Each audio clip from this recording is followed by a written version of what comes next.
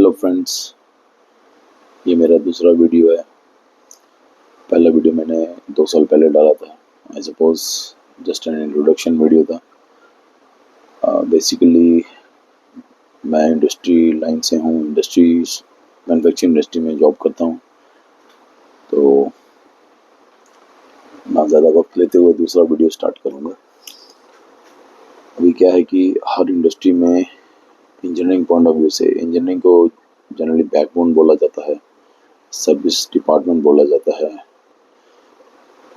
Rest of the functions के लिए, जो भी मैन्युफैक्चरिंग सेटअप में हूँ।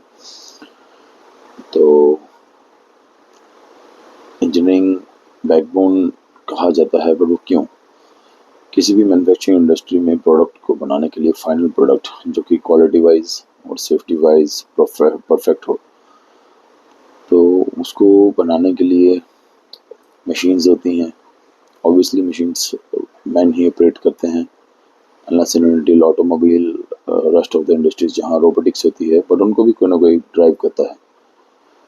तो इंजीनियरिंग पॉइंट ऑफ व्यू से देखा जाऊँ तो आज मैं यूटिलिटीज़ के बारे में बात करूँगा। Yes, utilities, black and clean utilities. Now what is black and clean utilities, ये मैं आपको नेक्स्ट वीडियो में बताऊँगा। यूटिलिटीज़ वो सब बहुत चीज़ें होती हैं जो एक मशीन को चाहिए होती हैं ताकि उससे इंटेंडेड प्रोडक्शन या प्रोडक्ट निकल सके। इन शॉर्ट अगर मैं बताऊँ तो यूटिलिटीज़ में हमारा बॉयलर आता है, कंप्रेसर्स आते हैं, चिलर्स आते हैं। चिलर के साथ अगर देखा जाए तो कॉम्बिनेशन में कंप्रेसर के साथ भी कूलिंग टावर्स आते हैं। बेसिकली ये सब है क्या बॉयलर इन शॉर्ट, क्योंकि इंट्रोडक्टरी वीडियोस होंगे कुछ, तो simplest example of boiler is pressure cooker at the home. जैसे घर में प्रेशर कुकर होता है, जब वो विसल करता है तो स्टीम निकलती है। सिमिलरली बॉयलर का काम भी यही है, पानी को कन्वर्ट करना स्टीम में। अब वो स्टीम मोटिव स्टेट में होती है। मोटिव मतलब कि वो चलती है और आगे अपने इंटेंडेड पर्पस के लिए यूज़ होती है, जिस भी तरह का आगे एप्लीकेशन चाहिए हो। जनरली स्टीम है तो हीटिंग ही होगी। तो बॉयलर्स को रेटिंग टनेजेस में की जाती है। 1 टन के नीचे नॉन IBR बॉयलर्स होते हैं, 1 टन के अबव IBR बॉयलर्स होते हैं। IBR is Indian boiler regulations, वो अथॉरिटी जो बॉयलर्स के function, safety norms, compliance, legal सब कंट्रोल करती है।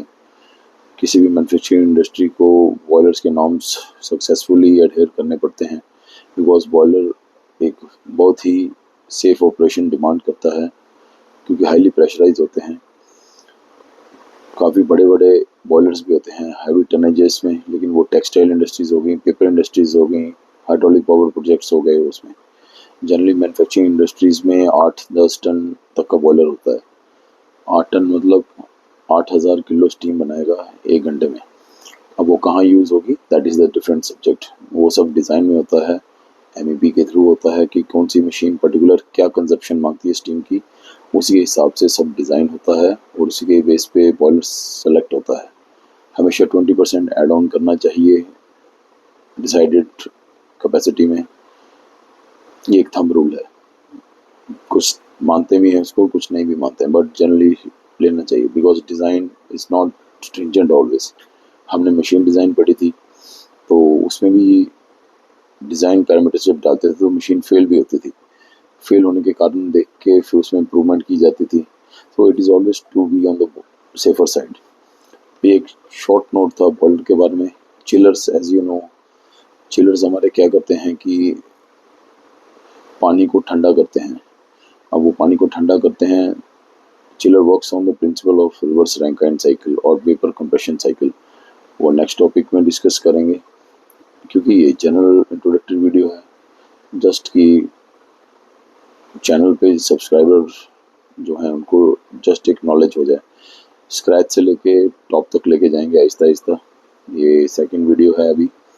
अब कोशिश करूँगा कि हफ्ते में 2 या 3 वीडियो ज़रूर निकालूँ। मैं इस वक्त अपने रूम में बैठा हूँ, टाइम 1 बज रहा है। अचानक ऐसा लगा कि ये कुछ वीडियो डालना चाहिए, सो आई एम हियर। चिलर हो गए जो ठंडा पानी प्रोवाइड करते हैं। अब ठंडा पानी वो कहाँ जाता है, इन शॉर्ट आपको बता देता हूँ कि हर कंपनी में AHUs होते हैं, एयर हैंडलिंग यूनिट्स। अब वो क्यों होते हैं?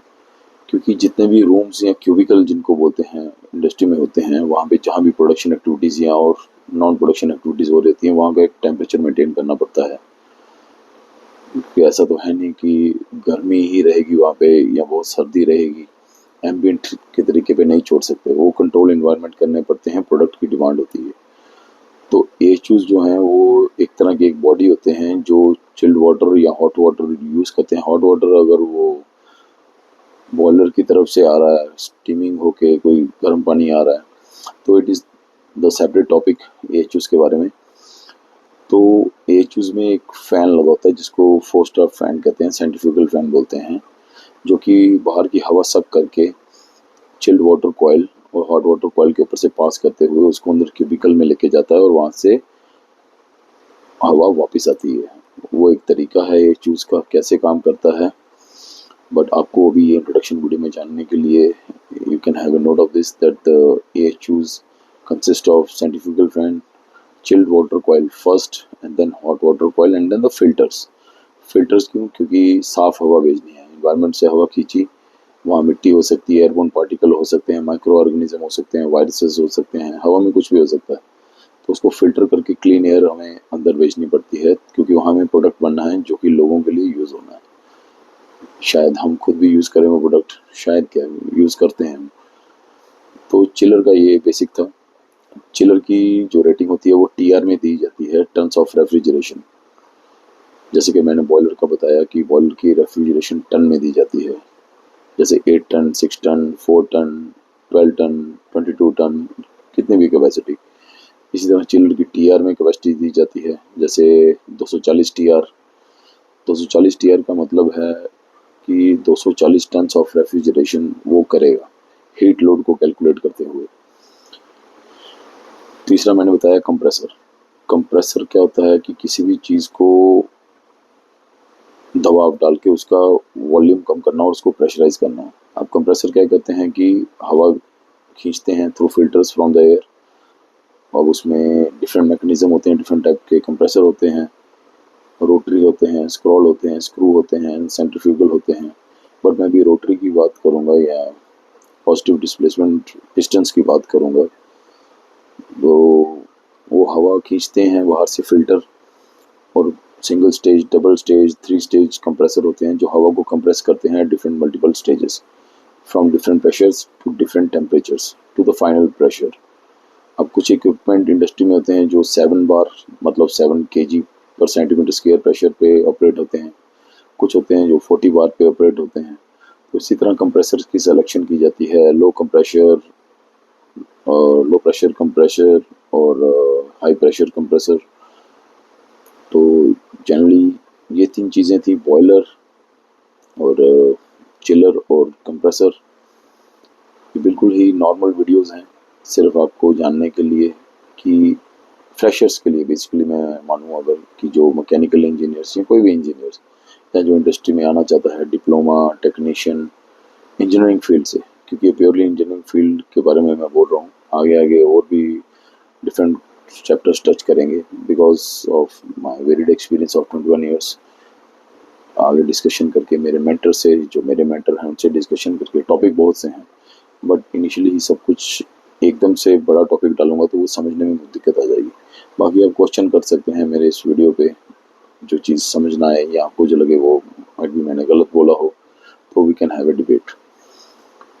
तो इंजीनियरिंग को एक बात याद रखिए, हमेशा बैकबोन बोला जाता है इंडस्ट्री में, किसी भी इंडस्ट्री की, क्योंकि इंजीनियरिंग है तो आगे वो सारी यूटिलिटी देगी और आगे प्रोसेस होगा। ऐसा नहीं है कि इंजीनियरिंग इम्पॉर्टेंट है, every department is important. Different different departments होते हैं हर मैन्युफैक्चरिंग इंडस्ट्री में। जैसे मैं स्टार्ट करूँ अभी प्रेजेंट में जिस इंडस्ट्रीज़ में हूँ, it is an FMCG industry. FMCG का मतलब फास्ट मूविंग कंज्यूमेबल गुड्स, वो गुड्स जो जल्दी मूव करते हैं, कंज्यूम होते हैं, जैसे chocolates, candies, cold drinks, consumables. Consumable means जिनकी शॉर्टर लाइफ होती है और वो एक particular intended use, intended time के लिए होते हैं और फिर पेरिश करते हैं, और अगर कंज्यूमर को फिर चाहिए तो वो नया लेता है। तो that is why it is called fast moving consumable goods industries, FMCG industries. बाकी और भी देखा जाए तो बहुत सारे इक्विपमेंट होते हैं जो यूटिलिटीज़ में आते हैं। जैसे आप इलेक्ट्रिसिटी ले लीजिए, हवा हो गया, स्टीम हो गई, ठंडा पानी हो गया।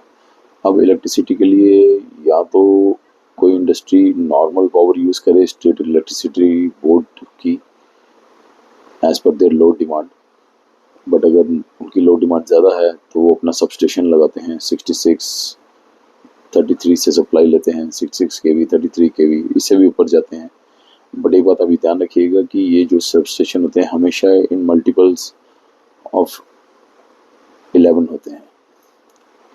आप इसका जवाब ढूंढिएगा गूगल पे और मुझे ज़रूर इस कमेंट सेक्शन में बताइएगा कि क्यों होता है ये एक्सपीरियंस जो कुछ चैप होंगे जो ये वीडियो देख रहे होंगे उनके लिए है, बट नो डाउट फ्रेशर्स भी पढ़ सकते हैं, कोई जूनियर फ्रेशर नहीं होता मेरी नज़र में।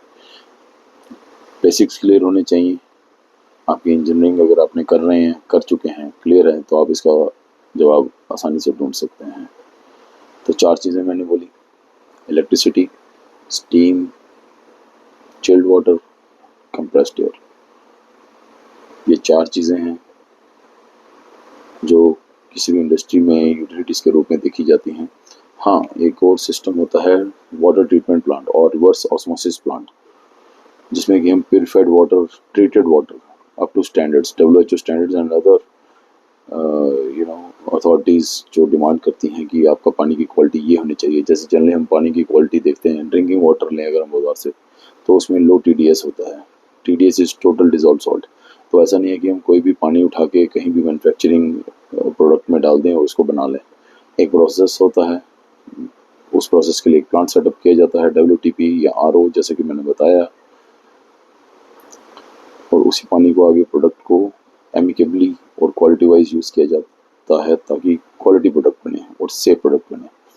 आज की इंडस्ट्री का मेन मोटो जो अभी इंडस्ट्री जिस हिसाब से चल रही है, it is depending upon, solely depending on, it's not depending upon, its duty is to produce safe product as well as quality product. Safe products for the people, quality product for the people. So with this short note, it's a 12-minute video, more than 12-minute video now. I hope you like this video. आगे आपका कोई भी topic हो आप मुझे comment section में बता सकते हैं, मैं उस टॉपिक पे ज़रूर प्रेजेंटेशन बनाऊंगा, क्योंकि अभी मैं अपने तरीके से टाइम अवेलेबिलिटी के हिसाब से कर रहा हूँ, बट मैं आगे रेगुलर वीडियोस डालूंगा, I sure you. And till time पढ़ते रहिए, एंजॉय भी कीजिए life, live life every second. पढ़ाई तो चलती रहेगी और चलनी भी चाहिए। विद्या से बड़ा कुछ नहीं है, विद्या है तो इंसान को सब कुछ पा सकता है। विद दिस नोट आई से यू बाय, टेक केयर।